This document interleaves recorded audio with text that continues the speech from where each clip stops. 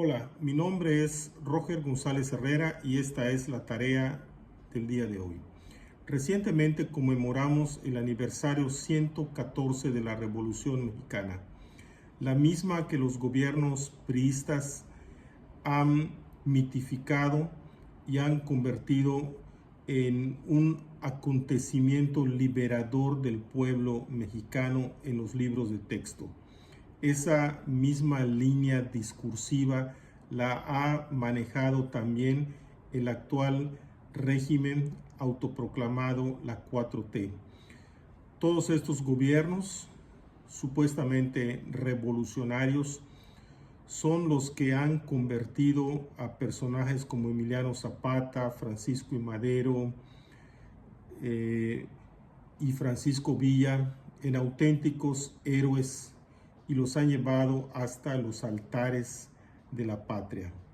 Sin embargo, muchos, entre los que yo me apunto, consideramos que la Revolución Mexicana fue un acontecimiento caótico y desorganizado que realmente aprovecharon muchos líderes regionales a lo largo del país para consolidar sus liderazgos y sacar ventaja del conflicto armado.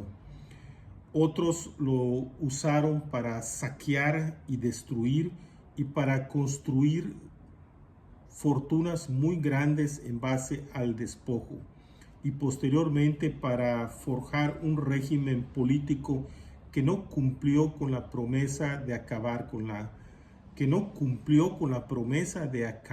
la pobreza.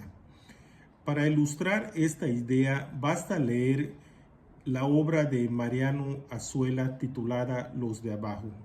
En ella, el escritor y médico mexicano que formó parte del ejército de Francisco Villa, de los Dorados del Norte, da cuenta de manera cruda y descarnada de la furia destructora de la Revolución Mexicana, de la falta de ideales de sus cabecillas que aprovecharon el caos para vengarse y para saquear con una ausencia total de valores, y también de cómo algunos vivales cambiaban de bando a conveniencia, es decir, usando el término muy común actualmente, chapulineaban de acuerdo a sus intereses. Aunque hay que reconocer como en todo movimiento político, en la Revolución Mexicana, o lo que se conoce como la etapa de la Revolución Mexicana, existieron idealistas que se unieron a ella con la ilusión, digamos, infantil de construir un verdadero cambio. Es el caso que Mariano Azuela recrea en su obra Los de Abajo, en donde uno de los personajes de nombre Alberto Solís, después del fragor de una brutal batalla, confiesa a otro de sus correligionarios las dudas que ya tenía del movimiento revolucionario. Y lo cito textualmente, este párrafo de la obra de Mariano Azuela.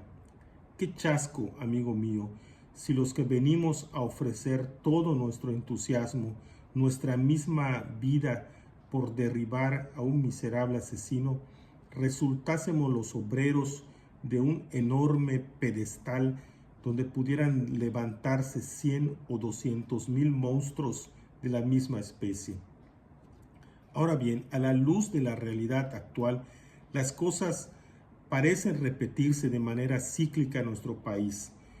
Nuevamente, un movimiento que generó entusiasmo en millones de mexicanos, para ser preciso, en 36 millones de mexicanos este año, con la bandera populista de primero los pobres, hoy se está convirtiendo en otro chasco, en una pesadilla que amenaza con generar un cambio de régimen en nuestro país al aprobar leyes con una mayoría facciosa y artificiosa en el Congreso de la Unión, que le brindan supremacía al poder legislativo copado por Morena, y que acaba con los organismos autónomos, que recientemente acabó con los organismos autónomos como el Instituto Nacional de Transparencia, entre otros, que tenían la función de vigilar y de contener los excesos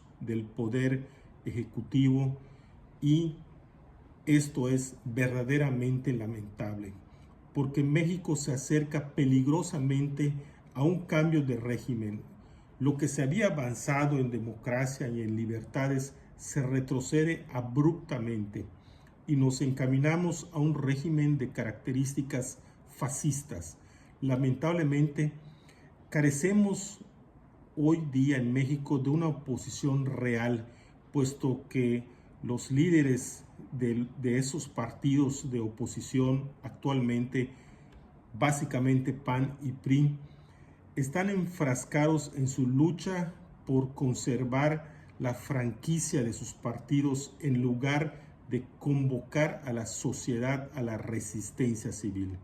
Ante este cambio, que resulta ser un nuevo chasco, probablemente sea momento de que surjan nuevas expresiones políticas y líderes que no arrastren los antiguos traumas y fobias de los partidos políticos tradicionales.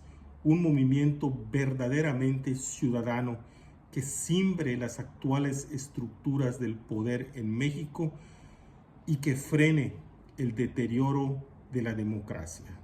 Esto lo dejo de tarea. Buenas noches.